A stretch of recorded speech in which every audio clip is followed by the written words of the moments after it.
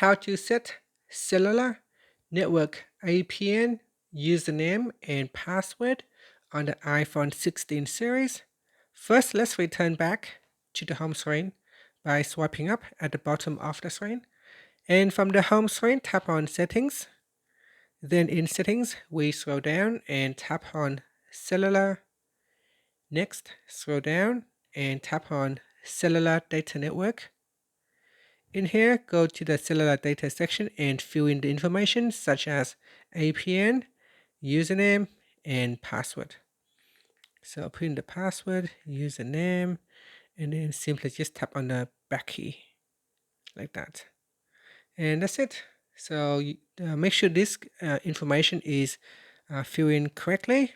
If not, you will have trouble connecting to your network provider, hence you will not have data available on your device.